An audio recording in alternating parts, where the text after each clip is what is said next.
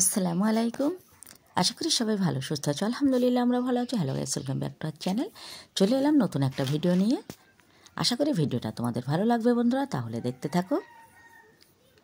আর শুরুতে একটা লাইক দেবে, একেবারে স্কিপ করবে না, ফুল ভিডিওটা দেখে নেবে। আমার ভিডিও থেকে তোমরা যারা সুন্দর সুন্দর কমেন্ট করো সেসব বন্ধুদের জন্য রইলো অনেক অনেক ভালোবাসা। যেসব বন্ধুরা আগে থেকে চ্যানেলটি সাবস্ক্রাইব করে রেখেছো তাদের কিন্তু অসংখ্য অসংখ্য ধন্যবাদ বন্ধুরা।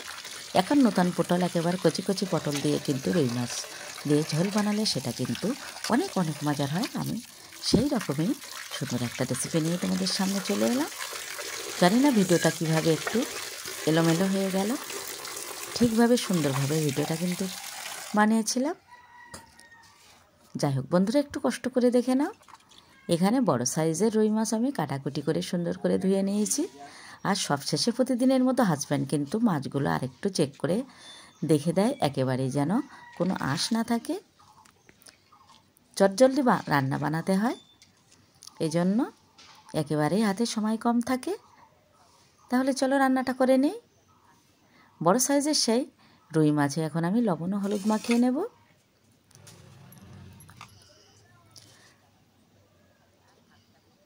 আর বুঝতেই পারছো, প্রতিদিন আমি তো মাটির উনানে রান্না বানাই, আর সেই জন্য রান্নাটা খুব মজার হয়।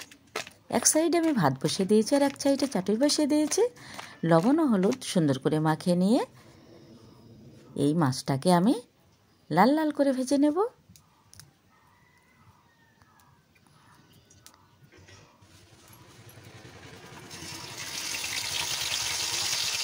পবিত্র মাহে রমজান আমাদের কাছ থেকে বিদায় নিয়েছে বন্ধুরা। সুন্দর ঈদ উল ফিতর, আমাদের খুব আনন্দের দিনটাও পার হয়ে গেল। তারপরে আমাদের সেই আগেরই মতো প্রতিদিনের আশিপাশি কাজ ছেড়ে রান্না বানানো, আর সেই রান্নাগুলো আমি তোমাদের সঙ্গে সুন্দরভাবে তুলে ধরি।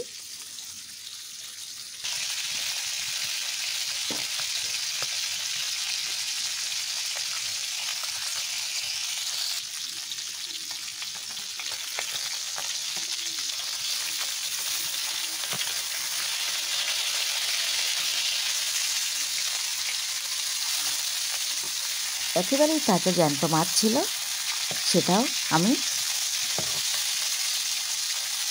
ভিডিও করেছিলাম, কিন্তু বন্ধুরা ভুলবশত স্কিপ হয়ে গেছে।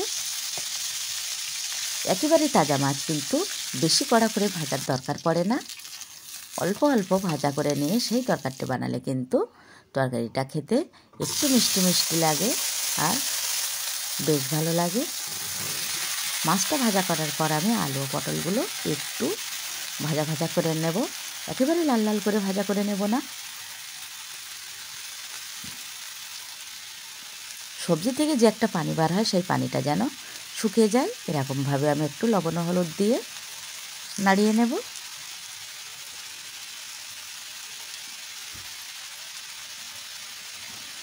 লবণ হলুদের সাথে একটু লঙ্কার গুঁড়ো দিয়ে দিলাম।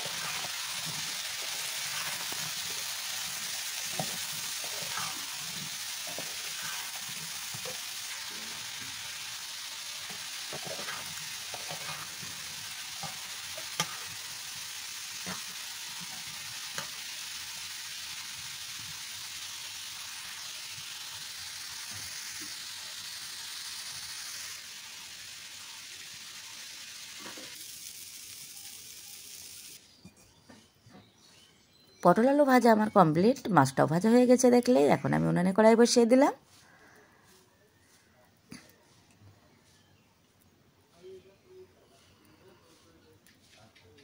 কড়াই গরম হয়ে গেছে, দিয়ে দিলাম পরিমাণ মতো সরিষার তেল,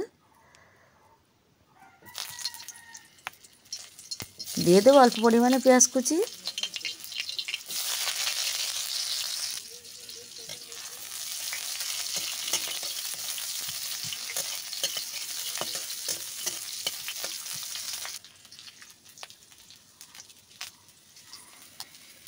পেঁয়াজটা লাল লাল করে ভাজা হয়ে গেছে। এখন দিয়ে দেবো বাটা মশলা। বাটা মশলার মধ্যে প্রতিদিনের মতো থাকে শুকনো লঙ্কা, কম পরিমাণে আদা ও রসুন।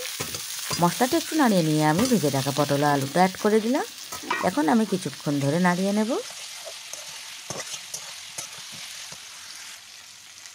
একেবারে তাজা জ্যান্ত মাছ দিয়ে পটলটা বানিয়েছিলাম বন্ধুরা, সেই স্বাদ সেই মজা হয়েছিল।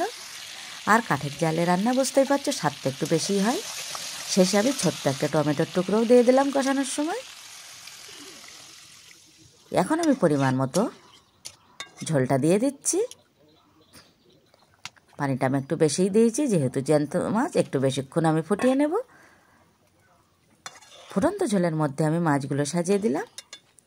এখন কিছুক্ষণের জন্য আমি ঢাকনা দিয়ে ঢেকে দিচ্ছি, আসছি কিছুক্ষণ পর।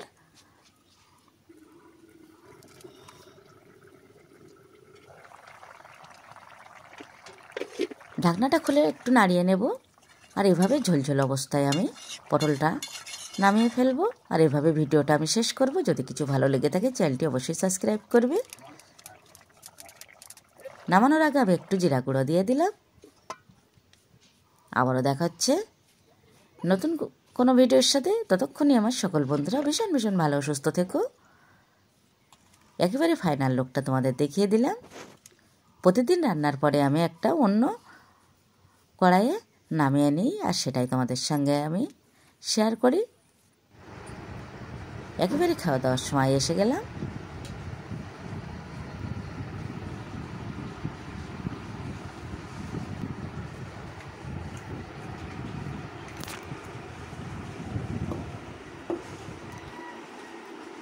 তাহলে বন্ধুরা আজকের মতো ভিডিওটা আমি শেষ করে দিই। আল্লাহ হাফেজ।